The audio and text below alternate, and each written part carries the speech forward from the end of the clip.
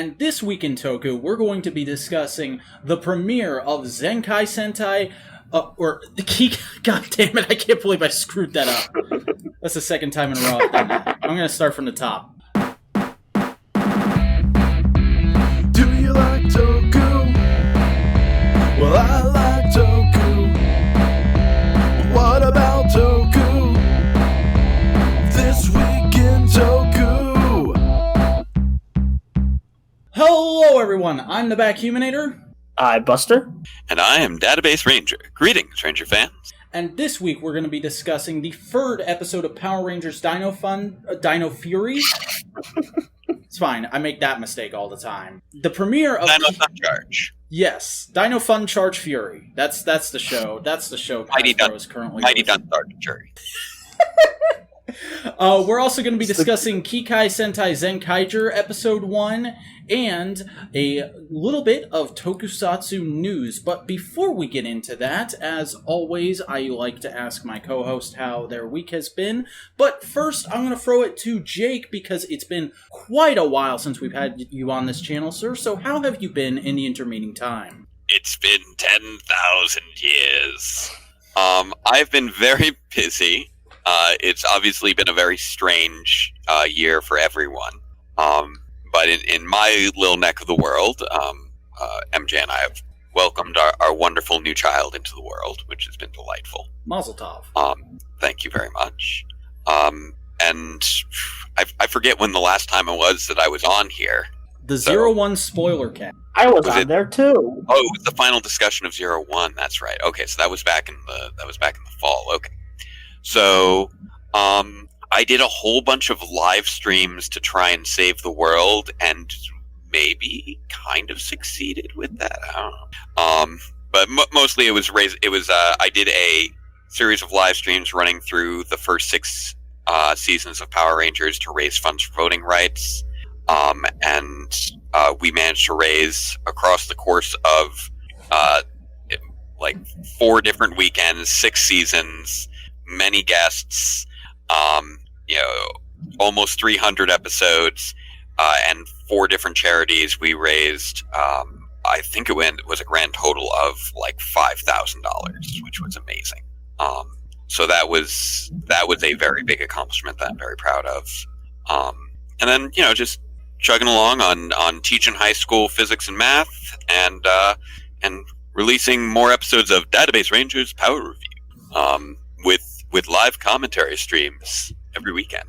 So that has been keeping me busy. Definitely. And you've also got that weekly Dino Fury discussion series that's going on now. Yes, I do. I have now started a new review series called A Deeper Look, where I do more of a I aim for more of an in-depth analysis for each episode instead of doing sort of the jokey play-by-play that I used to do with Power Reviews and the Ranger logs. So I've compressed the summaries considerably to only about a minute and a half, specifically 99 seconds, called Rapid Run-Through that I do as part of the Deeper Look. And those Rapid Run-Throughs are actually released as separate clips as well through Morphin Legacy's channel, which has been a wonderful partnership since it provides Morphin Legacy with now a form of recap review, and their massive audience is bringing more attention to my channel as well. So Jay and I are both enthusiastic about that new partnership. A universe of synergy. Yes. So working hard to keep that up each weekend.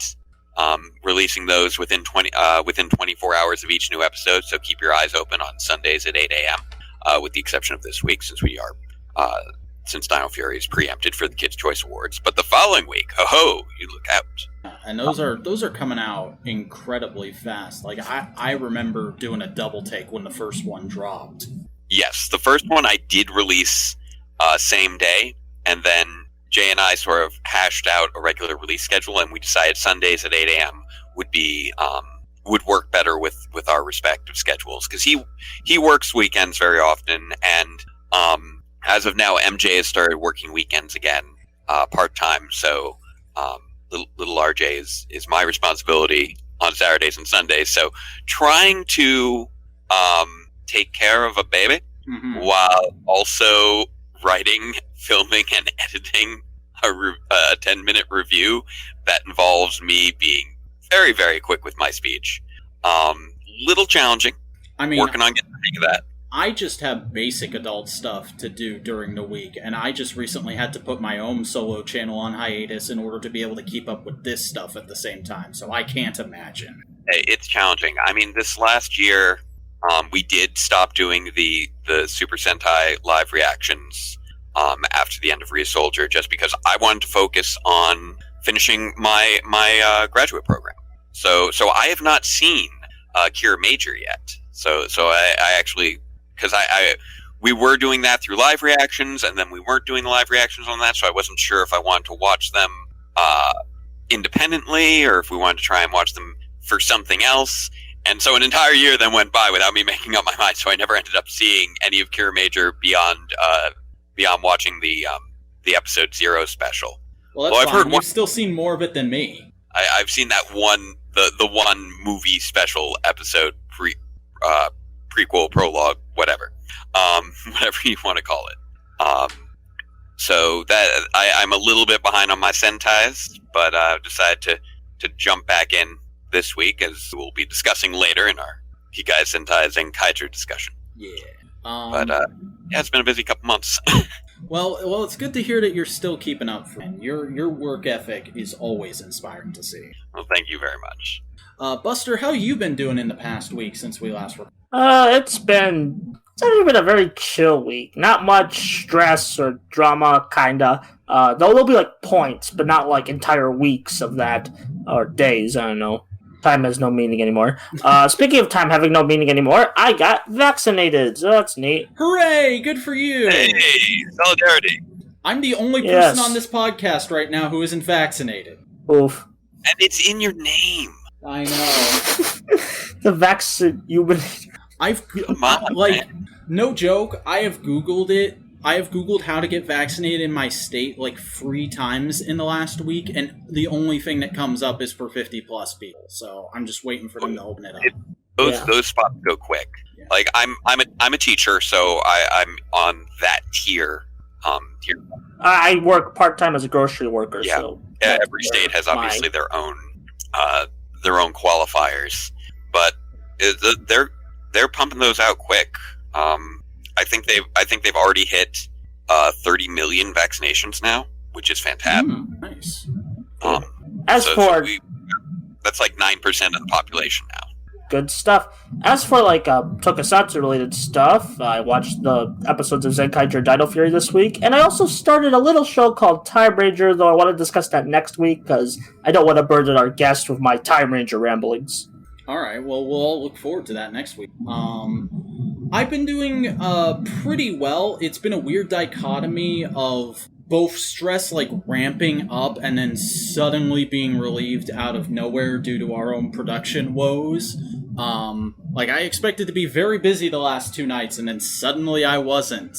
And now I'm very busy the next 2 nights. So it's just one of those kind of weeks where things are quickly switching around on me and I'm having to keep up. But other than that, been okay.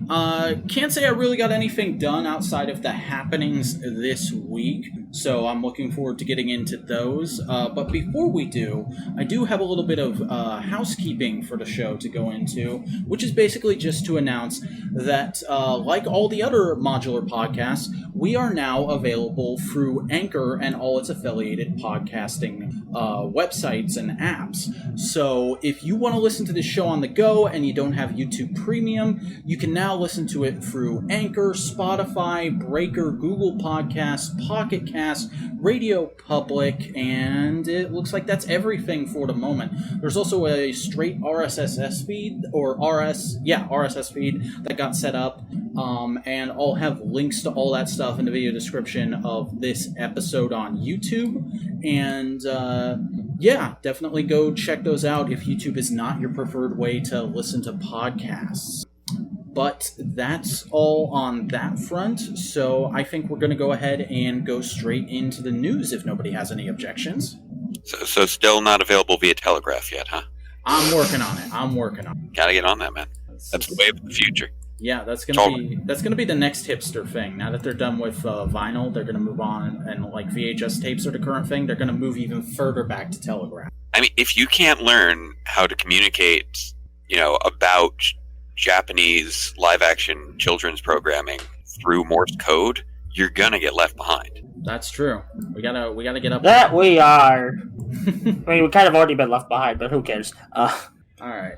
But getting into the news, the first thing this week is that over the weekend, Toei registered a domain for shin-kamen-rider.jp, and we have no idea what this is in relation to yet, because, it's just a thing that was found through the Japanese copywriting system.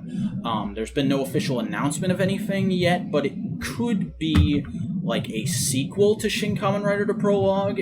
This could be Hideaki Anno doing another Shin Tokusatsu reboot thing, or it could be something entirely different. There's really no way to tell, but it's a really cool little tidbit that popped up this week, so I did want to mention it for anybody who didn't see it, especially because I didn't see any official sites reporting on this. There's just a reliable Twitter source. Yeah, I first thought it was gonna be a Shin reboot, which I'm like, finally they'll make the worst piece of Kamen Rider media good. I'm sorry, I'm going to get murdered for that. I mean, again, Shin is a great effect showcase. Horrible story. That's besides the point. It's Shotaro Ishinomori's favorite rider. Oh, yeah, man. Actually, what this copyright is actually about is it's their all new themed soccer merchandise. They're Kamen Rider. It's gonna be Kamen Rider Shin guards. You watch. Yeah, let's go. That would be something. But that's all there is to say on that. But we did get some new toy reveals this week as well. And the first thing is the SH Figuarts Kamen Rider Orthos Vulcan, or Orthos Vulcan, my apology, which is based on, I believe this ended up being the final form for Fua in 01. It's more of like a last-minute bonus form, which he uses the power of Naki's progress key to transform into this really cool Vulcan suit as like a one last chance to try to get Aruto to snap out of this arc simpin or whatever. Mm-hmm. Yep. Yeah, that penultimate, it's sort of like Kamen Rider Grease, Blizzard, but way less emotionally impactful. But less emotionally impactful. Yes. And there's still, I'd argue it actually has this suit as part of one of the better fights in 01, but that's besides the point. And I mean, like, getting to look at it as a figure here instead of just a suit in the show, I do like this suit way better than I thought I had when I just saw it in the show.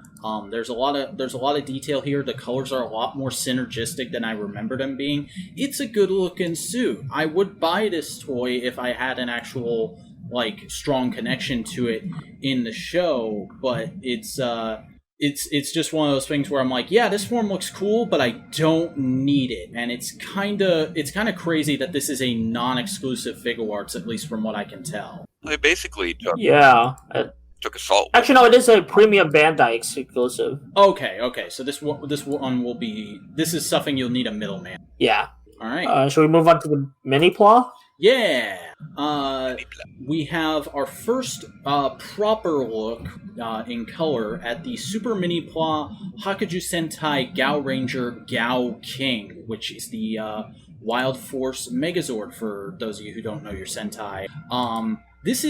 I think this is just a CG CAD render of it. This is not an actual physical product being phototyped, but it's a pretty good approximation of what it's going to look like in hand. And this thing looks real dang good. Just like all these Minipla have been, it is a really solid upgrade to the original release. And it was interesting seeing they posted a picture of it next to the original Minipla figure. And it's just night and day. Yeah. Quality. Because I think, that was made, that's both made for a retail budget, whereas this is supposed to be for collectors, and also, that was over 20 years ago, and it's what's the word I'm looking for? It's just a little more on the cheap. Oh, it's made during pre-production. They don't know exactly what the thing's going to look like. So this is like with the benefit of hindsight, and my gosh, does that hindsight. Yeah, very nice. But yeah. I've been enjoying, the only Super Minipla that I have are the Go Busters. I've got the Go Buster O plus the little, I'm totally blanking on the name of the frog. But I've got those 4 Zords Nice. from Go Busters, and it's really cool. I wish that I could get the stickers to stay on a little bit better, but that's really more on me than it is on the toy. I mean, Minipla retail stickers aren't the best. I think they're just straight paper stickers.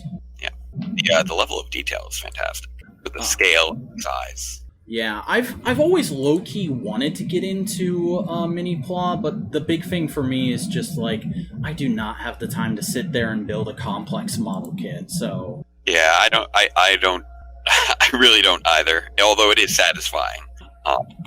Yeah, it's if you need something to zen out on for a little while, not a bad way to do it. Although if you have no time for relaxation, then sorry, and this might not be for you. That's totally fair. But And I have never bought a Minipla. oh no. MJ specifically bought it for me.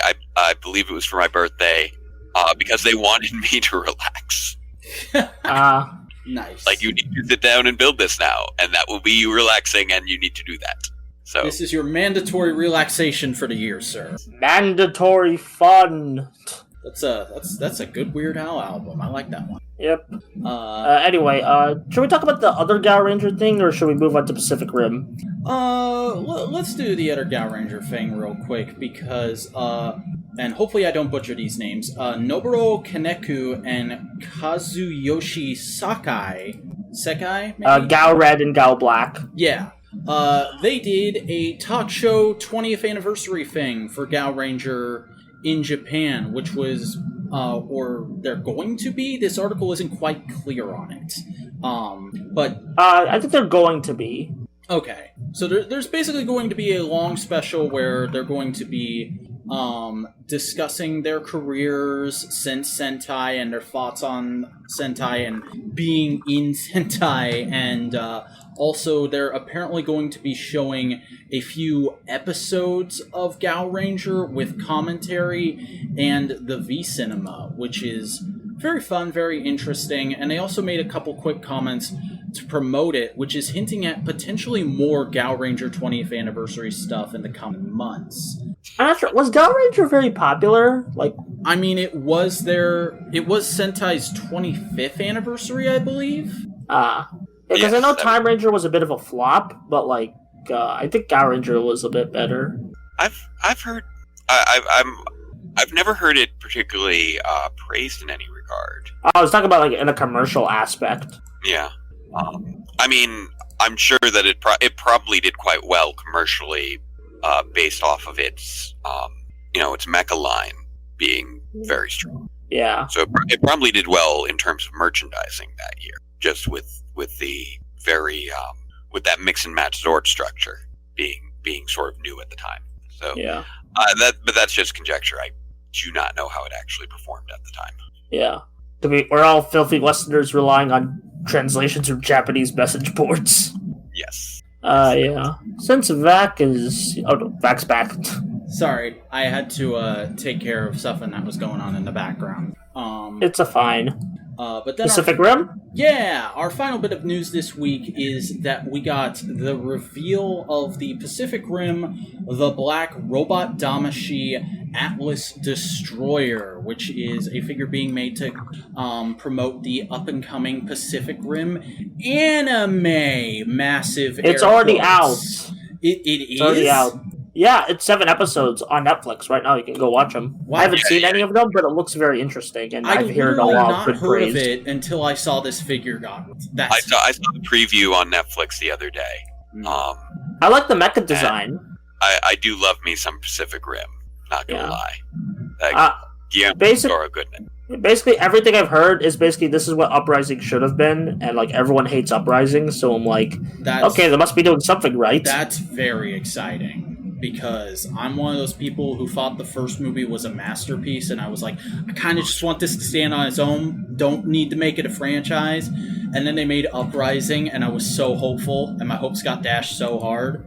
So if people are saying that's what Uprising is supposed to be, I might have to watch that anime. Like, I've heard, I just heard the mixed things about Uprising, but I never actually saw it, and I still kind of want to see it, even though I know even though I've heard that it's not very good. I mean, if you're going in there with tempered expectations, you'll probably take it a lot better than most of us did. Yeah, exactly. But oh man, we saw the original in theaters, and it was just amazing. Mm-hmm. It was very funny because I went to go see that for my birthday with MJ and with my parents who were up visiting, and MJ and I were just like, oh wow, oh man, it was just the biggest like thrill ride of a movie experience because we saw it in 3D. Oh, nice. And the moment you see that first claw coming in through the fog at like the Golden Gate Bridge at the very beginning, it's just like sends chills down your spine. And then just seeing all of it on this big screen, all that scale was amazing. Like no other movie going experience I've ever had has felt so much like a theme park ride than going to see Pacific Rim in theaters. And I look over at my parents who were falling asleep. Oof. Dang. Different things hit differently for different people. Yeah. It was not their particular wheelhouse, but was it mine?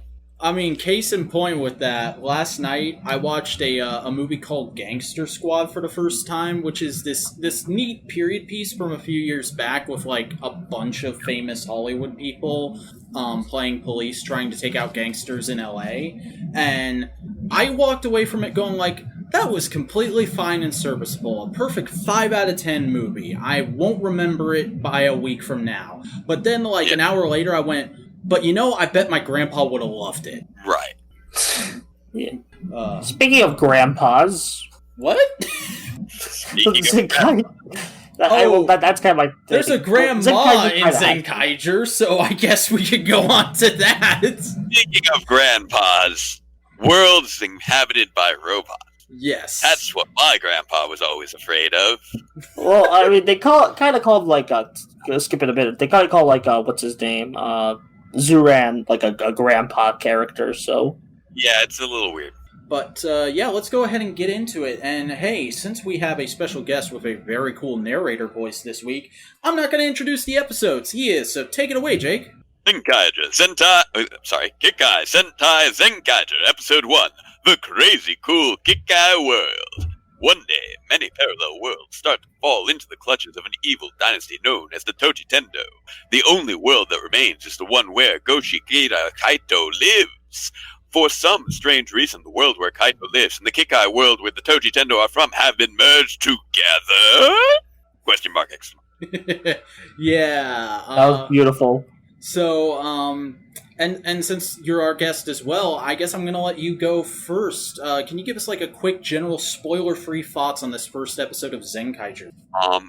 Well, I just watched it with my wife and very small child. And we dug it. We enjoyed it. It was a lot of fun. It had a good energy.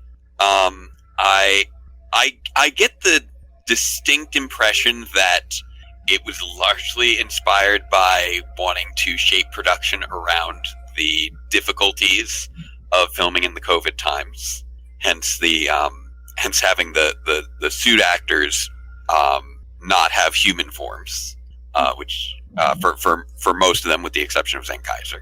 And in that case, it becomes really more of a suit actor kind of showcase as a result. And I'm definitely seeing a lot of character being brought through that body language. And there's just a lot of fun energy in the fights and trying to celebrate the different worlds of Sentai. And they don't try to really throw everything at you all at once like a lot of first episodes do.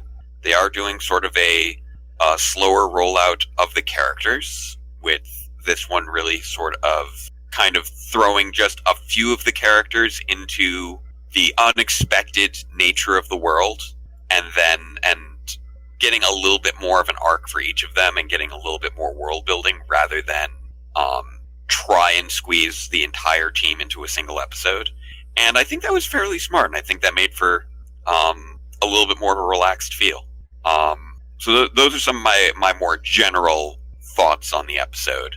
I'm looking forward to seeing more from them, and to meeting more of the characters, and getting to know a little bit more of this world, because it does seem there's a little bit more to this world just under the surface, including possible explorations of class dynamics, and that intrigues me. Yeah, Buster, what are your spoiler-free thoughts on the episode? I really, really, really, really, really, really like it. Yay! Since Jake already kind of delved into the kind of like suit acting and production, like little teases, I'd rather talk about like a bit of the kind of character. There's a lot of just like eccentricities and fun, like in this first episode. And it's like, and even like on the villain side, there's a little bit of a slapstick edge to them, despite being menacing. Although the main villain, I kind of don't like him already. I kind of get what they're doing with the whole mouth like hand thing, but man, he's just like every Sentai villain, and that's kind of a shame when your last anniversary. Like, I think it's the voice that kills it. The voice is very generic. That's fair. What was it? What was that? Was it Genius? Genius from Zyuohger? Yeah, he does have kind of that feel, doesn't he? Well, it's written by the same Zyuohger writer. I mean, I'm pretty sure that doesn't like the writer doesn't choose aesthetics, but like. I was also thinking of Don Horror from Gavin. For those of you who have seen that show, I haven't seen Gavin. But yeah, I know what you're talking about with that feel of the villain matching up with Zyuohger. And now that you say that by the same writer, I'm like, okay, it does have very much a Zyuohger feel. Yeah. I will say, like, speaking of Zyuohger, the main character is kind of a bit more, I'd say Yamato mixed with Lucky Yamato from Zyuohger mixed with Lucky from Gaoranger. Yeah. Because, like, he has those very, like, Yamato, like, quirks, like, the heroic kind of thing, where it's like he's always, like, head first, charging, always trying to save people, always very kind, but has the Lucky enthusiasm. Yeah. Which does make him a pretty good leader. I think he's gonna like he might be like a really good, and especially like this writer Junko, like this writer. I'll just refer to her as this writer. She has a thing about like all of her main characters have very like tragic backstories, and we already know parents are involved. So I'm very interested to hear what like Kaito's trauma is. I mean, if there is. Yeah. We'll get into that in a second. I'll just really quick say, like, I liked this first episode. However, I don't think I'm riding quite as high on it as the rest of the Sentai fandom seems to be. Like, it's good, but it hasn't exceeded my expectations at all. I'm just like, yeah, this is exactly what I expected from those scans and those trailers. Fair. There's a lot of fun stuff going on here. I feel like the actors have like already sunken their teeth into these roles perfectly. At least those that we've gotten to see, and I'm enjoying the characters. There's a lot of stuff where it's like you're teasing something, and I need to know more before I know exactly how I feel about it. It's kind of got Force Awakens syndrome. Ooh, great Star Wars references. It's fine. Yeah, I will admit, Force Awakens was also fun though. Yeah. Like, I'm not saying that negatively. I'm saying it's something I enjoyed, but whether I am able to enjoy it on a rewatch is going to live and die on what they do next. Yeah, I understand that mood. I feel the similar way. I just a knee-jerk reaction to anything Star Wars related these days. That's fair. Yeah. Should we delve into a bit more of the lore? Yeah, so how do you guys feel about like the sudden change from Sentai as all one continuity to its parallel universes now? I expected it. Like, I just kind of roll with the soft nature of the continuity in Toku. Like they're in the same universe until it's inconvenient, and then they're all their own universes until it's inconvenient. That's totally fair. That's just the way that they seem to always do it, where whenever the universes need to be the same, they'll make them the same, but otherwise they'll just ignore one another. And I mean, it's not that much different from what we saw in Geo with Kamen Rider. Speaking of Geo, that's why I expected that. We have the same producer for Zenkaiger and Geo, so I'm like, sure, he likes playing loose with continuity. Honestly, Geo made me realize, who cares about Kamen Rider continuity? Does it matter? If it's telling a fun story, that's what matters. And Geo, I think, told a pretty fun story, so... That's fair. I just saw like a bunch of people going, what the heck? Why is it alternate universes now? GaoKaiger clearly established it's all one universe until we got to Gaoranger, and Gaoranger was in its own universe. And I'm like, you people care way too much. Like, as the guy who brings up GaoKaiger way too much, you people care too much. I still have yet to actually see GaoKaiger. I still want to see GaoKaiger. But as far as I've been aware, just through osmosis, hasn't it just been commonly accepted for like the last 10 years that GaoKaiger just takes place in the team-up universe and otherwise are always in their own separate universes? What? I mean, I would guess so, but like maybe I'm not as in tune with the Sentai fandom as I think I am. I mean, that's the interpretation that I've heard for years, was that really every Sentai takes place in its own universe, but there is a team-up universe where they all exist and can interact, and that's separate from everything else. And that's the universe that GaoKaiger was set in. I guess maybe we just roll in different circles. Yeah, I don't know. I've been hearing that theory for like the better part of the last decade. But I'm also an old, so I guess we run in those different circles. So that's me giving you whippersnap as a little insight. Okay. I would also just say, like, if you have to fit it in with if you have to say, like, oh, this is continuing after GaoKaiger, and in that universe, everything's all in the same universe, okay, fine. Everything was all in the same universe until this show, and then whatever the Toji Tendo are doing, it's causing a shattered grid effect that put everything in its own universe. They're fine. Yeah, exactly. Oh yeah, I didn't realize that. Oh god, the twist villain's gonna be Draken, isn't it? Oh god. Sentai Draken, let's go! I've never held Sentai to an inter-series continuity standard, because it's something that's been a priority for them. Power Rangers really holds that standard, but not Sentai. Honestly, I just don't hold any, I just realized Toku should not really been held to a stand, or any media. If they want to tell a cool story, and if it's a good story, then I'll I won't complain about, oh, there's continuity here. I've kind of, grown past that. And I'm just now I just want a cool story with robots, and that's what I'm getting with Zenkaiger.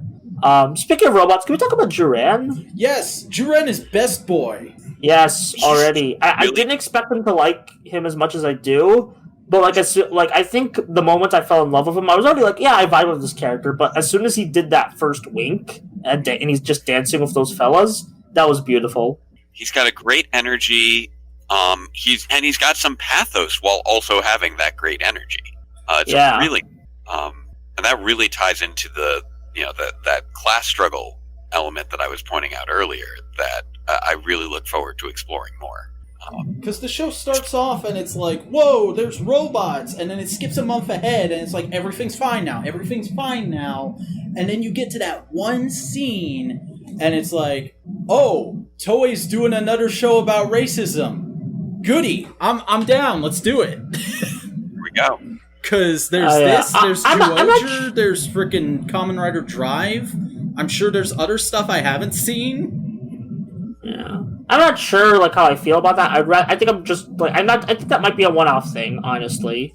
That won't come back until the final episodes. I don't think it's gonna get from what I've seen from Sentai. I don't think that's gonna get that class struggle isn't gonna get established too much. Who knows? That could change. I think it's kind of already a bit much to handle. I think with also an anniversary season and a robot season. Zero One, I already felt was a bit mixed on it, but oh yeah, I forgot that's what 01 was kind of about. At times, yeah. Well, I I don't know how many. Oops, sorry there. I don't know how many details we're getting into here at the moment. But I liked the appearance by our Blue Ranger character. Oh yeah, I think he is. Vroom, yeah. I thought that was really cool. Oh yeah, with context, basically, Vroom is currently a janitor for the villains, which is pretty funny, but it's also pretty sad. Yeah, and we just saw him for that one scene. He's obviously going to be a major character moving forward. He got a little bit of quick physical comedy in there, which was nice. But it really, between the way that Juran was treated and the way we saw Vroom treated, that element of them being underclass to an overclass seems pretty core to their characters. I mean, there's that, and then there's also the little bit we get of Majin in this episode, where she's being interviewed for a TV show, and they're just kind of treating her like a special attraction. Like, they ask, how did you get here? What's your world like? What's going on? And she's like, I was just chilling, and then suddenly I'm stuck here and I can't get home. Can somebody please help me? And they're like, thanks for being on the show. Bye! Yeah, she has less of that class element going on there, but still something. But still, she has a nicely defined character, and there's obviously more we'll be getting out of her later. I was surprised that we didn't see Gaon in this episode, but apparently he's in a couple like, shots. When everyone's popping up, he appears like just around. Like when everyone's popping up, you see like Majin and Juran like in the corners, and he's there. Okay, so maybe I just missed him appearing. Yeah, it's very easily missable. Because he didn't get, as far as I know, he didn't get lines like Majin or Vroom. You're right, exactly. Who had? Although he's made next episode. It's an entire focus episode for him. So yeah, which I think is a nice approach. They chose to. It's very similar to what we saw in Gaoranger of Dino Charge. Oh, yeah, right. Although Dino Charge was a bit like Gaoranger. I mean, Sentai has done it a few times. I think it dates all the way back to Jetman. Oh yeah, Jetman did it. Yeah, I remember watching a couple episodes of Jetman, and they did it. Although I like how they're giving like each Ranger their own episode. Like, so like this is Juran's episode, next episode's Gawan's episode, and then assumingly reading Majin's episode, and then Vroom's episode. Yeah, Jetman's just kind of like, here's everybody, but it's gonna take like 10 episodes before they're all willing to work with each other. Yeah. Okay. I mean, even then. I make mention of Dino Charge because that one also had only introduced 2 Rangers in the first episode with having Ranger powers. 2 other Rangers were shown, but weren't shown morphed. And 1 Ranger did not appear, but is going to make their proper introduction in the next, or did not properly appear, but is going to get a proper introduction in the next episode. So that's what I mean by very similar to that first episode, Dino Charge. Very much so. In terms of how many Rangers we're properly introduced to, how many we get kind of introduced to, and how many we really don't get introduced in those same proportions. I think. So let's talk about the toys, basically the aesthetics, if you don't mind. Yeah. I think the series has like some of the best Sentai aesthetics. Gonna like already. Well, then again, I'm a big robot chill, so like, of course, I was gonna gear towards this Sentai a bit more than others. So I mean, I'm gonna be honest. It low key just feels like Power Rangers, but if they were Transformers, and the fact that that's happening directly after Hasbro bought Power Rangers. It's pretty funny.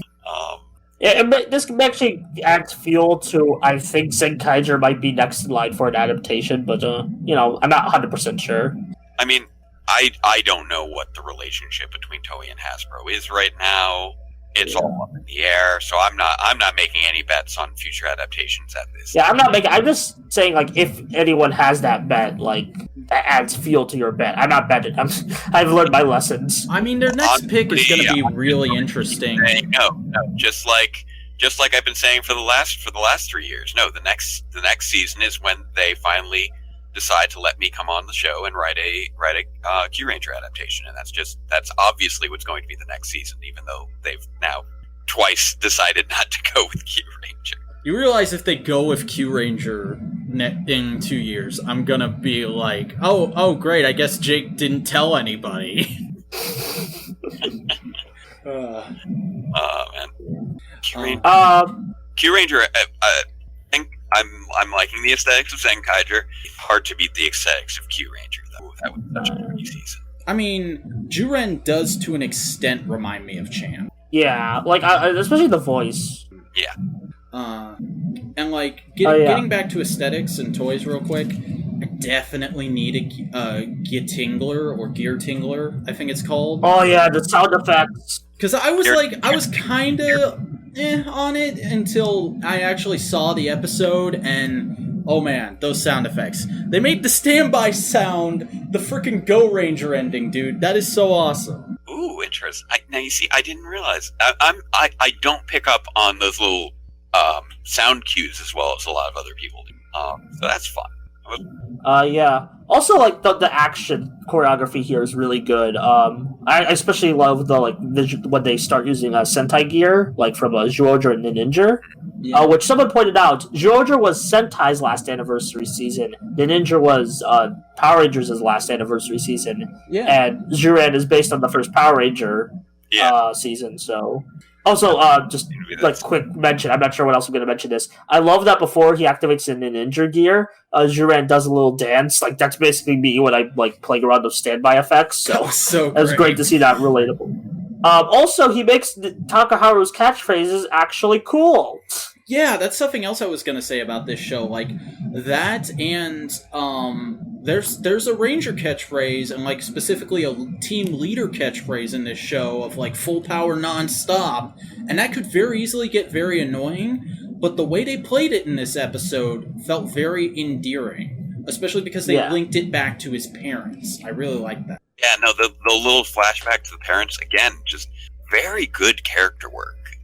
For our two main characters in this episode, you had those bits of wackiness for each of them. They really each got introduced in sort of a wacky kind of way, with Kaito trying to bungee jump off the Tokyo Tower, and I think it was Tokyo Tower, or was it something else? A tower. A tower in Tokyo, and Juron, partying with the humans. And then you get into the pathos for each of them, with Kaito reflecting back on his relationship with his parents, and Juron dealing with the struggles of being a commoner in the Kikai world.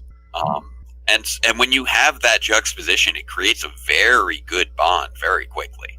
Like, if you can laugh with the character and then feel sorry for them within like 5 minutes, you've been hooked. Definitely. Yeah, I think that's the big reason why I'm like super excited about like just Zenkaiger right now. Not just the aesthetics, but the character work is just really good. So far. Also, speaking of like back to the action, like there's just some there's some pretty funny banter of the villain where it's like guns aren't for striking, well cities aren't for destroying. That line made me laugh. That was great. Yeah. I think the only action-related thing I didn't like in this first episode is just that initial burst where they're, like, running through explosions and fighting grunts. Oh, I thought that was cool. See, like, the sound effect in that felt weird to me, and also it was just so incredibly obviously done on a green screen because Rona. Yeah. Well, anyway, I liked it anyway. Like, I just thought it was cool. Also, I watched this episode of Overtime Subs, and when Juran is surfing on the little billboard when he becomes giant, they say Cowabunga. I'm not sure if that's actually what he said. I don't know. Overtime is very dub title, but then that's a whole discussion for another day. I've just opened a box of worms that I'm not ready to discuss. Yeah. Right. But speaking of which, how do we feel about the whole transition into mecha fighting in this show? Because it's very different than how Sentai's done it in the past. I like it. I think it's a really cool idea, especially since we're gonna see the choreography looks real. It's just the choreography looks insane. I think this is the one time where CGI actually helps a Toei Tokusatsu because they get to do a bit more crazy stuff. I mean, that one Godzilla homage. Yeah. And also, that section where, they're both in the air about to do their finishing strike, that shot was beautiful. And then the music swells. Felt very Go Busters. Yeah. Yeah, I was thinking as well. It does have that same sort of Go Buster parallel going on with the parallel fights. Actually, that makes me even more excited for when they eventually use the Go Buster gear. Yeah, that'll be fun. But it works when you have, two team members where one is, just a ranger and the other is functionally a Zord. It makes sense to have those parallel fights. Though it looks like next episode we're gonna get a cockpit of some kind. Yeah. Yeah, because he jumps in when they Gatai, when they do the combination. Also, everyone's gonna get high on shrooms next episode. I can't. Although, wait. yes. That was such a weird, such a weird cliffhanger. But also, serialized storytelling in my Sentai? Yes, please. Well, we have to see if it maintains throughout. True. I think this might be like a first couple episode arc thing, and then we'll see how it goes for the rest of the show. I mean, it's not like we've been without serialized storytelling in Sentai. I mean, I haven't seen, Cure Major, but Gaoranger was quite serialized. That's true. Especially with that opening of introducing another ranger and another ranger and another ranger for the first 5 episodes. Yeah. Gaoranger really was just Toys, the series. The toys were all characters and they were great. That's true. Yeah. But what's happening now too, the characters look even more like toys this time around. Mm-hmm. Yeah. Although, this is kind of leaning towards next episode. The mecha fights, I love the backgrounds they're using for the mecha fights. The entire mushroom world aesthetic we get teased at, that looks beautiful. I just no, it's not mushroom. Please tell me we get a Super Mario reference. We probably. I hope we do. Especially since I think it would be cool. I mean, X8 exists, so there's exactly. people at Toei who like Mario. I mean, today was March 10th. Come on, guys, it's the week of March 10th. Yeah, it's literally Mario Day. It's Mario Day. Come on. Do them justice. I think we've ran out. Did we run out fuel to talk about? I don't know. Do you have anything else you want to touch on? Oh, we forgot to talk about the opening scene with all the previous Sentai. Oh yeah, the big thing that was talked about on Twitter when the Raw dropped. Yeah. Oh yeah, the little tease of each world being locked away inside the gears. Yeah. So probably no cameos this season. I can see cameos towards the end, and we already have cameos in the movie, but yeah. I mean, we don't know what's going to happen to these worlds that have been locked away. We may start to see little bits of these worlds across the course of the series. For right now, it's got sort of the last bastion of freedom world kind of going on, where I guess the villains are choosing not to just straight up turn it into a gear and conquer it instead for the lulz. Actually, it was kind of implied that they're having trouble turning it into it. Yeah, that, and I also have a theory. So when the Kikainoids start popping in, there's a gear in the sky, a dark gear that's similar. I think this world might have already been trapped, and they're looking for something in it, or they're trying to something like that. I don't think it's been trapped in the same way as the others. Yeah, I was just about to say maybe it's it's trapped, but they're not getting any power from it. So they're trying to get the power from it by doing the whole village shtick, old school. But I could just be reading too deep into it. But there's definitely something different about this world. I would agree on that. It does look like they haven't. They've been having. I think they may have been having some trouble trapping it, and so that's why it's not in the gear yet. Yeah, or maybe they try to put it in another gear, and that's why the Kikainoids are here. I feel like there's something else. I have a feeling that the reason for the Kikainoids being present is going to tie into something with the parents. Yeah. It obviously will. Because, oh man, we didn't talk about that either. The parents are probably dead, right? Yeah, I think they're just in stasis at most. I don't. I suspect it.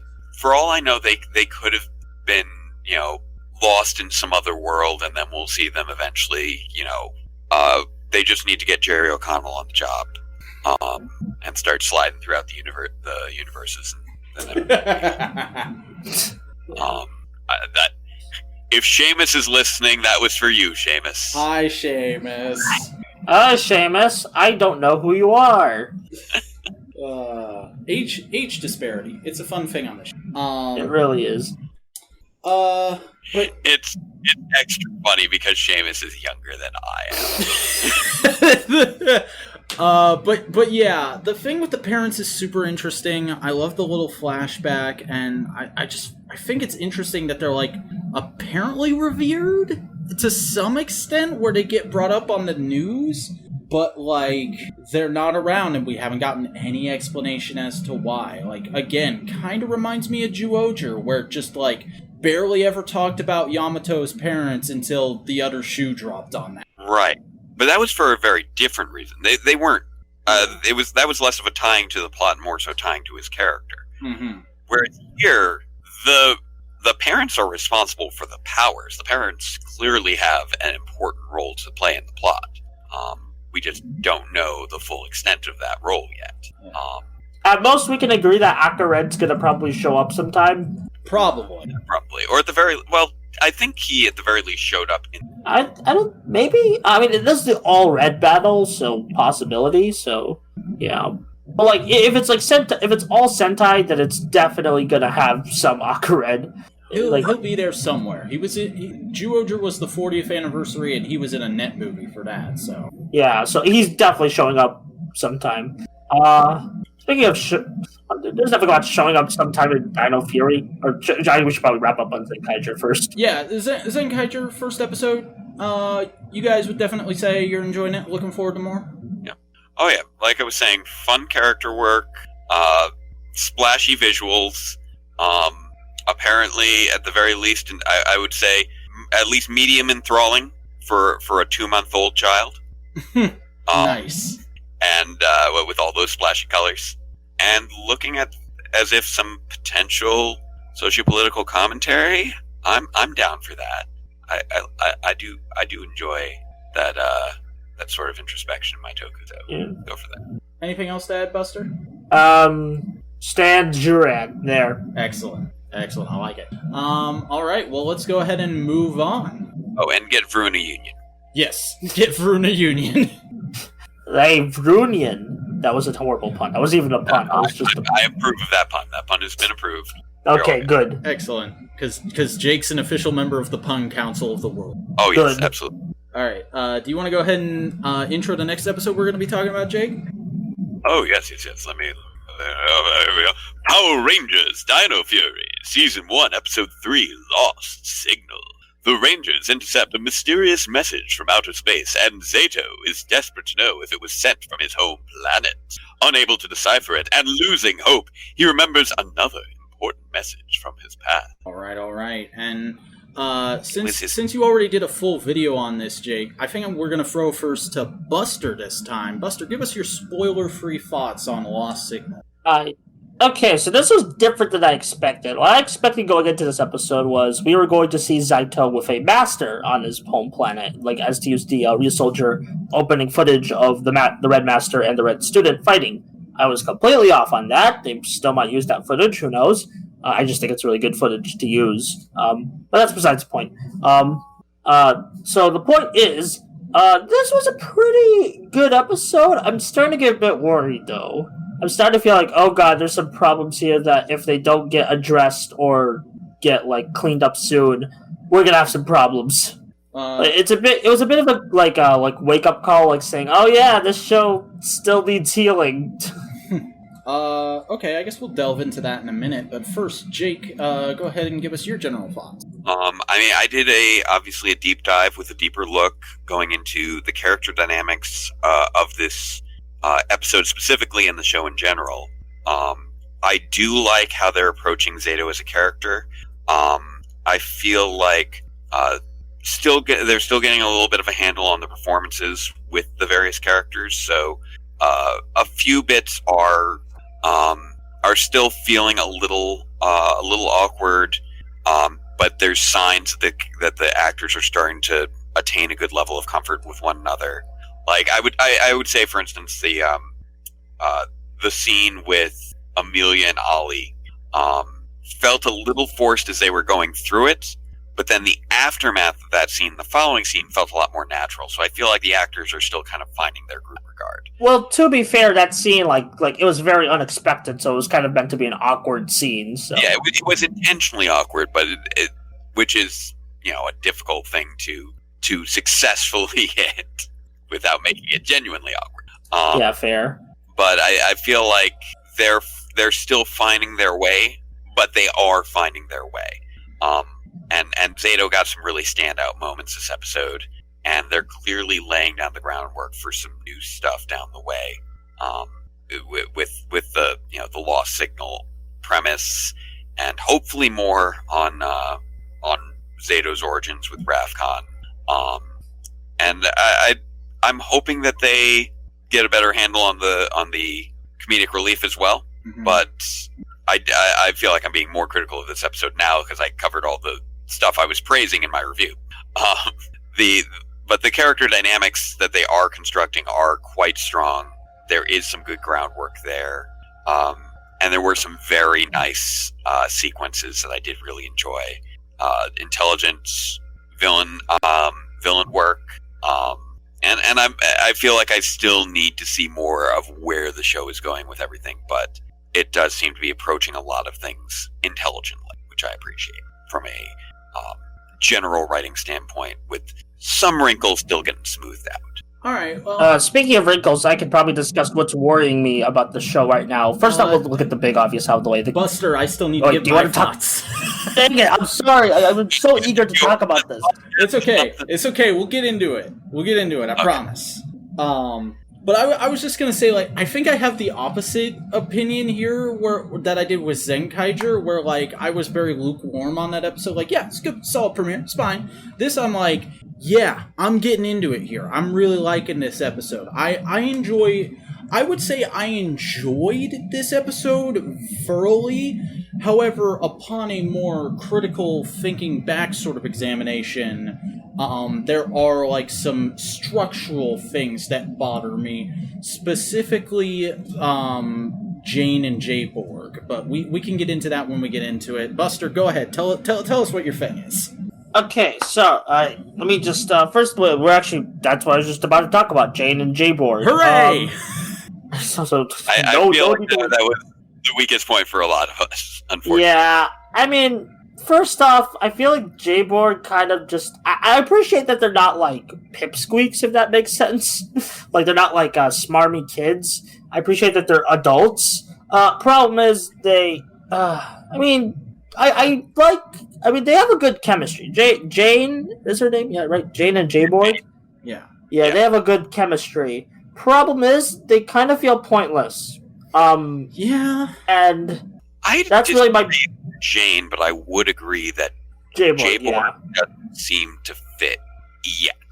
I'm assuming that there's a reason that we have a robot just in the cast, outside of just demonstrating Jane wanting to always have, like, the best of everything in the new top-of-the-line business. Well, it's very obvious, Jay. It's perfectly obvious why there's a robot in the cast. It's because they have to set up for SPD. That season's coming up fast. They're going to be re-airing it in 2024, don't you know? See, oh, God. Power Rangers... No, we were just getting into this with Zenkaiger. That continuity means nothing. I'm just saying, let me create a Q Ranger adaptation. I can square away those little continuity hiccups. Just saying. Yeah. Please hire this man, Hasbro. He literally fixed the Phantom Ranger plot hole. Hire this man. I'm shamelessly plugging myself right now. It's fine. I do that. If you were actually hired by Hasbro, would or would not your first move be to immediately canonize Power Reviews? I mean, not immediately. Eventually. Honestly, what I would do if I were to ever collaborate to make a second season of Hyperforce, then I would immediately canonize Power Reviews through Hyperforce. That would be amazing. That would just be so fun. Have Database Ranger in Hyperforce with his meta knowledge. It'd be beautiful. Oh, it would be. It would be like the greatest thing Power Rangers will do ever. Like you just start looking directly into the webcams and talking to the live stream chat. But no, with Power Rangers itself, I would really more so focus on whatever the story of the season was. If I could find a way to smoothly integrate Phantom into that, or smoothly integrated. Well, at this point, Dr. K has already been smoothly integrated to Beast Morphers, and I feel like that was a good use of the character. I'd love to be able to get Phantom integrated into the show in some way. He's a good character, who I feel could always be used in that Aqua Red kind of style, but that's getting a little bit away from Dino Fury. Yeah, right let's now. get back to this episode. Yeah, I was just about to say. My So big thing what else kind of worried? I was just gonna say, like, my big thing with Jane and J-Borg is I wouldn't mind them were it not for the fact that during the pre-show interviews, Simon Bennett went out of his way to say, and this isn't me trying to call him out or anything, I'm just saying, like, the dude said there's not going to be a comedic duo this season, we're disseminating the comedy throughout the cast, and then this episode, Jane and J-Borg are straight up a comedic duo. Yeah, that's what I'm a bit worried about. I'm like, will J-Borg die or something? Or we could get the Burger Mod for Power Rangers or something? I feel like there's more to J-Borg than we're currently seeing, but I don't know what. Mac cameo, watch. They're gonna bring Mac back. Mac is back. All right. There's got to be some reason to have a robot in the cast other than just to have a robot in the cast. And to reference Operation Overdrive, which I only care about. And I mean, Jane and J-Borg, this is 2 episodes in a row of them being basically there to function as comedic relief. In episode 2, they served basically no function in the plot outside of that introduction of J-Borg, which was played up as a physical comedy thing, even though it didn't really land particularly well for me. I don't know if it's funny for you, was audience. nah. Yeah. It was passable. It was mostly just she was doing things very quickly, and that was the joke. I also just don't know how I feel about the current portrayal of J-Borg. Nothing against the actress, just the way that they're having the character behave. With like it's a spore, like she's making like these weird silly faces and things like that, which is fine. But feels very strange for a programmed robotic assistant. For lack of a better analogy, it feels like the character is there to entertain the very young members of the audience in that making silly faces in front of a baby. Yeah.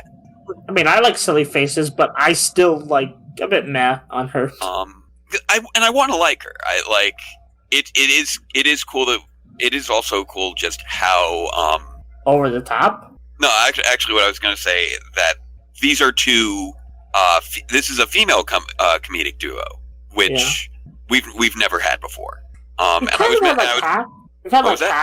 had like half comedic duos of like Ben and Betty and Cassidy and Devin. Yeah, but we've had Vulcan Skull, we've had Victor and Monty, we've had Vulcan Spike, but we've had those few evenly balanced comedic duos, but never a pure female comedic duo. So this is something that's a little bit different, and I want to enjoy what they're doing there. It's just the character of J-Borg just isn't landing for me. Jane is doing fine for me. Actually, I was just about to say Jane is a pretty good character when she's on her own, and even with J-Borg, I think she gets some pretty witty lines. I mean, my whole thing is, like, as much as I'm criticizing their role in this episode, I found everything Jane and J-Borg did in this episode funny. Like, I at least got a chuckle out of everything. But thinking back on it, I'm like, on the principle of the matter, it doesn't make sense the way they're included in this episode. They are kind of dropped in and dropped out very quickly. I mean, they do contribute to the plot. They find the Sporix, and J-Borg's camera serves a purpose. And I think calling Jane comedic relief character is not entirely accurate any more than it would be accurate to say that J. Jonah Jameson is a comedic relief character. Like, they're a funny character, but they're a character who still does serve a purpose within the show. And she does have sort of a J. Jonah Jameson kind of vibe. Or perhaps, I think a more apt comparison was, I believe someone comparing her to Cat Grant from Supergirl. Specifically the TV show. I have not seen Supergirl, so I don't know. Heathen! I've only seen the first 2 seasons, it's fine. But this very, aggressively proactive, power boss head of a media company. But also, we've been talking about this a while. We should probably talk about the main thrust of this episode, which is Zato. Oh yeah, we've been talking about the comedic relief for 20 minutes. Zato was fantastic in this episode. He's a strong, self-assured, calm, relaxed Red Ranger who's fallible. The last time I remember that is Andros. Andros. Scott? Andros. Kind of Scott from RPM? Because he was a bit more hot-headed in his own way. Yeah. But Zato? actually...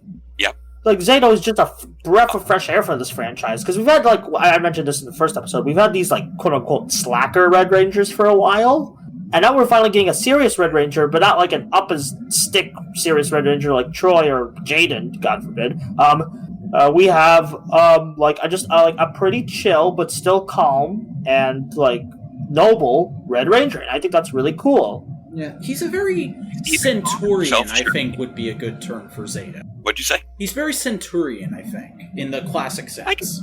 Yeah. Well, he's just a very, he's very level-headed, he's very self-assured, he's very supportive, he's behaving very much like a strong leader. And usually what we see as far as leaders with Red Rangers is either the commander type, or the fun lead by example and lead by enthusiasm type, but rarely the almost mentorish type. I think that's a really good. I just think it's a really good change of pace that also just condenses the need for actors, because in any other season there would be a mentor character teaching them all this. Or Solon would be the mentor. Yeah, or something like a floating head. But they just hey, we can just condense. We have this already pretty great serious Red Ranger. Let's make him the mentor. Yeah. And we haven't really had a Red Ranger like Zato.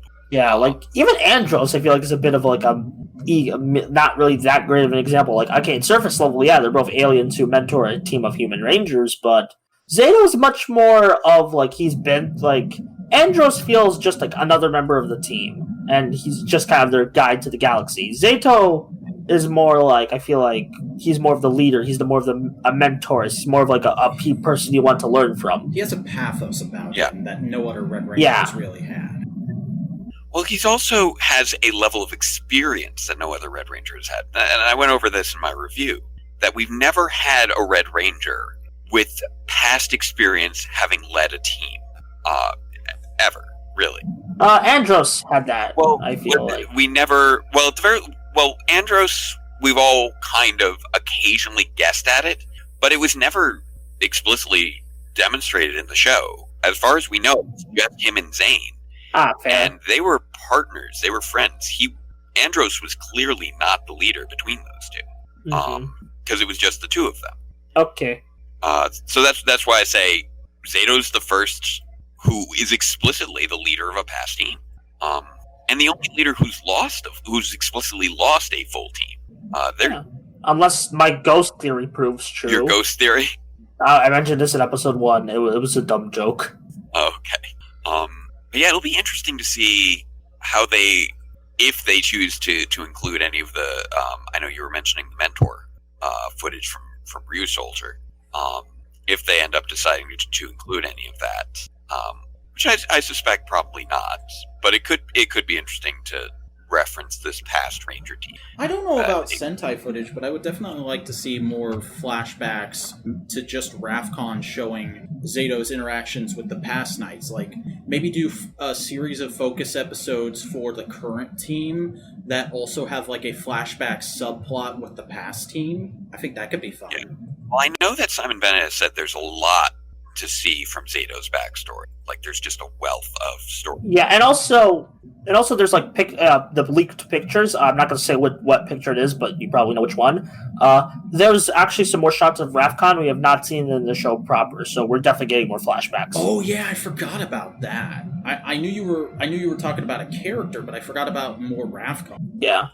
I have not dug through the spoiler pics as of yet. Yeah, that's why I just was very vague on it. I'm looking forward to seeing what Dino Fury. It's definitely been a strong showing so far, I would say. I mean, Yeah, with the I way feel like this just episode... Go ahead. I just feel like any minute now we're approaching the make or break, because right now we're just okay. We're going. There's some good, there's some bad. Can we just get to a point where I'm like confident in like the show's quality? I think it's going to depend on like how well the next two members who I think we're going to meet next episode, how well they gel with the rest of the cast. And then also the sixth coming in will be a real big test, which brings me to the point I was trying to make when we ran over each other there, Buster. With the way this episode ends, I'm gonna go ahead and throw my hat into the fan fury ring, and I'm gonna say the Gaoranger is going to be somebody from modern Wrath. Like, they're gonna get that message and come to meet up with Zato and fill him in on stuff, and he'll be like, all right, cool, have this key and help me. I would suspect the same thing. We'll see if we're right on that front. I am interested in how they're going to adapt the gold gun, or if it's just going to be like, oh, he just has a gun compared to everyone else. It'll probably be that, just like with, just like in Dino Charge. Yeah, fair. I think we squeeze everything out of this episode? I mean, real quick, I just want to say I feel like the music stepped it up a notch this episode. It had already been really good in the first two episodes, but this episode, there was some new stuff that like really got me excited. Yeah, I mean, it's just really, like, even though I feel like thematically it would fit better with Beast Morphers, just the fact that we have non-remixed Go-Go Power Rangers music again is just so refreshing. Yeah. Also, I actually want to talk a bit about the structure of this episode. It's a very, like, slice of life, let's go to one location to the next, and then we fight the monster kind of episode. I thought that was interesting. Yeah. Also, the fact... Go ahead. Also, the fact that Void Knight, he took the super-powered... he does not take the powered-up Spore X this episode, so, we're gonna get, an even... Some Rangers might take the Spore X one episode, the villain might take a Spore X the next. That can be interesting. Yeah, I would love it if, there's a back and forth as to who has how many Spore X going throughout the series. Kind of like, easiest reference I could make for listeners of this show, kind of like how the medals were thrown around in Kamen Rider O's. Oh yeah, I was thinking about that too. I could actually see them condensing Spore X energy into new power-ups, which might lead us to Max Ryuso Red. So yeah, I also, the fact the Rangers are able to have already picked up on, he's bad. He's gathering these Spore X eggs. We need to make sure to catch them first. It's the villains demonstrated a level of competence in gathering the powered-up Spore X eggs, and the Rangers are countering that with their own level of competence in grabbing them first, and it's going to force the villains to be better, to be more intelligent, to be cleverer in terms of making sure they can grab those eggs. So there's going to need to be those bits of misdirection and other clever planning in order to be able to successfully accomplish their goals. It's not just going to be, the Rangers aren't paying attention, I'm just going to grab the thing, with Tynamon getting a hold of that one Power Star back in Super Ninja Steel. Oh my god. Where Brode forgot that he left a Power Star behind. Oh man, oh god. That season. I'm so glad I skipped it. You didn't miss anything. Anyway. But yeah, we're starting to run up on time here, so any other final thoughts real quick, guys? I just think any moment now, the show's going, we're kind of still in the baby steps, I think. We're still, it's very entertaining. I just hope it can stick the landing once we near, the mid-season. Definitely. Although, it's going to take a little for bit me, to find out, because next week, we don't got a new episode. Damn kids. Yeah, so it's even more tense. I was actually going to... if I may, elaborate. Around the mid-season, after the hiatus, is when Beast Morphers start to lose its luster on me. But, I think that's when, after hiatus, is when I'm going to be, really okay, what do you got for me? That's fair. Yeah. I will give Dino Fury this bit of credit, in that the appearance by the Morphin Masters in the first episode was probably the biggest wow that a Power Rangers premiere has managed to get out of me since probably the Battle of Corinth when RPM kicked off. We haven't really had too many premieres. We haven't had really many premieres since then that have kind of blown me away with anything in particular. There's been ones where I'm like, oh, this is interesting. Oh, I kind of like what they're doing here. But in terms of, oh man, really?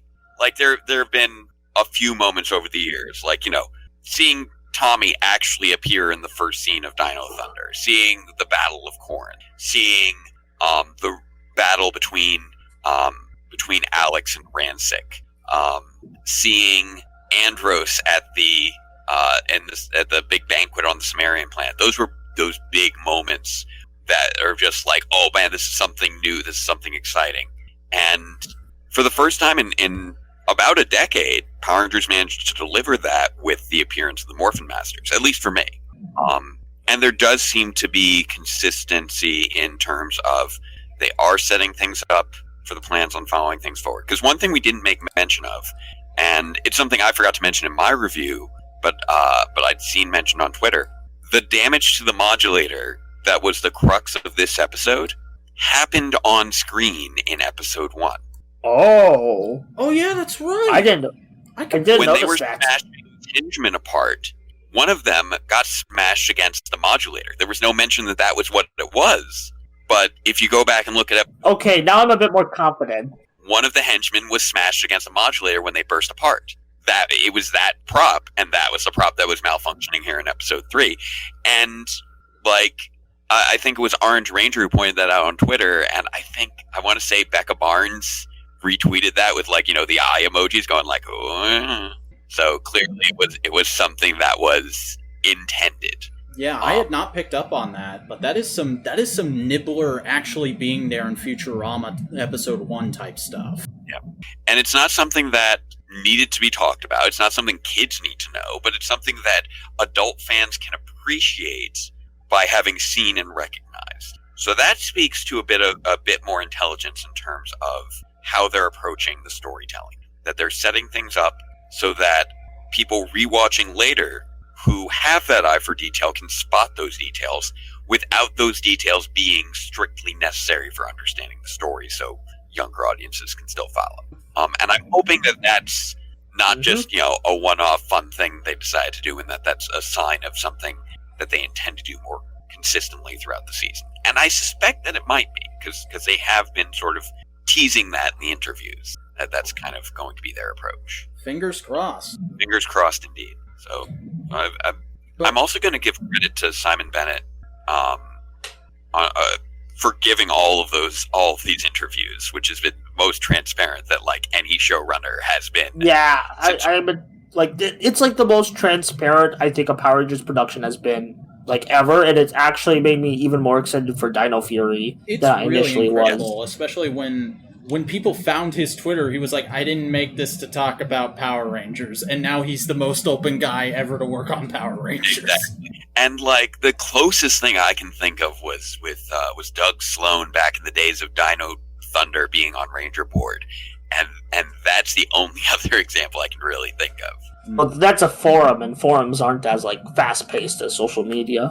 Well, we also didn't have Twitter back then. Yeah, I know, but you get what I mean. Facebook was still a college thing. I was on Facebook, but it was just a college thing back then. So in case I need to make myself feel old again. Dang. The man has a child. We understand he's old.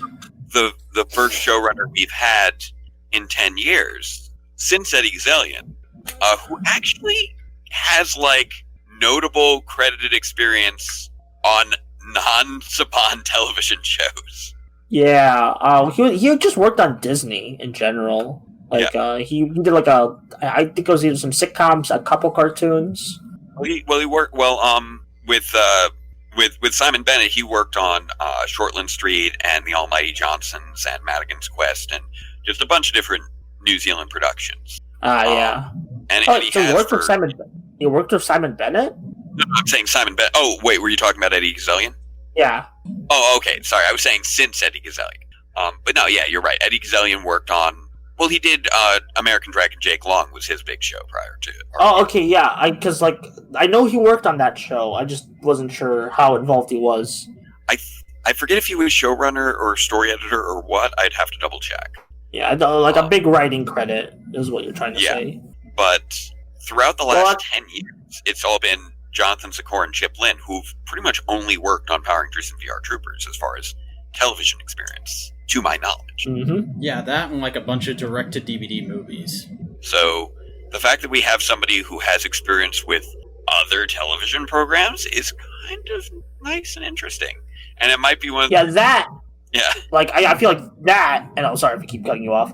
I just have a lot to say. I don't want to forget things. That, and also just fresh blood. People who have never worked on Power Rangers who have a fresh perspective on things. I just think that's a really cool thing. And I think that's going to bring out some good stuff with Becca and Alwyn. They seem to be having a good partnership right now, and they seem to be getting... I feel like over the course of the last 6 years, Becca and Alwyn have been slowly finding... Obviously, a lot of us had a lot of critiques with Ninja Steel. Mm-hmm. But I feel like they keep learning and growing and improving. Though, to be fair, from what I understand about Ninja Steel and to a similar extent Beast Morphers, there was a lot of Saban mandates that they had to work around, but that still didn't excuse a couple things. But yeah, that's the point. Yeah, exactly. So I figure that's probably enough out of me at the very least. Yeah. I think we're approaching 2 hours. No, we're currently just ticking over into an hour and a half, but or at least we are on the raw recording. I tend to truncate silence when I edit this, but Good. Oh, I never get cut out. But yeah, I think that's gonna do it for this week's episode of Dino Fury. It was very solid, just like a few middling things here and there that we ended up talking way too long about, but that's okay. That's what podcasts are for. We're filling the dead air in your life. That's what you brought me on for. Yep. God, you're dunking on yourself more than anyone else. I love it. Well, it'd be rude for you to dunk on the hosts. That's what kind of guest would I be? That's true. I mean, you don't even know me, so. But yeah, that's everything on our topic list this week. So, hey, Jake, no more dunking. Start upping yourself. Start putting yourself over. Go ahead and plug all your accounts and whatnot. Do the thing. I guess I'll have to go to Starbucks now. Oh. We established that I was the leader of the Pun Council, right? We Exactly. established Yes. But where can the people find you on the internet if they want to? If they wish to find me on the internet, they can look for Database Ranger. That is my go-to on YouTube, Facebook, Twitter. Anytime you want to track me down, look for Database Ranger. I'm the only Database Ranger on the internet, to my knowledge. My web series is Database Rangers Power Reviews, where I take a look at classic Power Rangers episodes through the lens of a very wide, overarching storyline looking at the Power Rangers multiverse from a very different perspective, let's say. So if you like serialized storytelling, this show has been compared positively to WandaVision in recent comments. Oh my god, that's great. Oh yeah, I saw that tweet. And you can also find me on Morphin Legacy as well every week with the rapid run-throughs and, of course, my deeper looks at Power Rangers Dino Fury on my own YouTube channel, Database Rangers Power Reviews. Buster, where can the people find you on the internet should they want to? What's up? I'm the Buster Corp. I do the videos on the YouTubes around every week. I just made a video on Beast Morphers. People surprisingly don't hate me for it because it's kind of a negative video. But I like to think it's more of a middling video. Not middling. You get what I mean. It's a video that exists and you can watch. And I also do some Wattpad stuff, trying to get a new series started about Power Rangers, but it's taken a while. I'm not sure what to do about it, but hey, maybe it'll be up by the time this podcast goes up. Who knows? So yeah, I just do YouTube videos in Wattpad. Also on Twitter, you can watch me rant about fighting games and stuff. So go ahead, do the things. Do. Excellent. And I am the Vacuuminator. I'm a YouTuber as well. I make videos on toys and media. I like to analyze. I like to critique and look at those things. However, I'm currently on hiatus. So if you want to view my backlog, you can do that at youtube.com/thevacuuminator. That's spelled THEVACUUMINAOR. I'm also available on Twitter for for general jokes and chattings, you can find me at the Vacuuminator on Twitter, and I post action figure photography every workday to Instagram.com/the_vacuum. That's all my links. If you enjoyed this podcast, please go ahead and give it a like and a subscribe on whatever platform you are listening to, because it is part of the Modular Media Creative Co-op that I am a part of, along with Boingo Rider and Snowcone 83. You can find out more about that by visiting us on YouTube. Just search for Modular Media. It's the first channel that comes up. And you can follow us on social media to get news and updates regarding this and many more podcasts at the Modular Media on Twitter. And you can join our subreddit for all those same reasons. That is r/modular. But that's going to do it for this week's edition of TWIT. We will see you next week to find out what happened that week in Tokusatsu.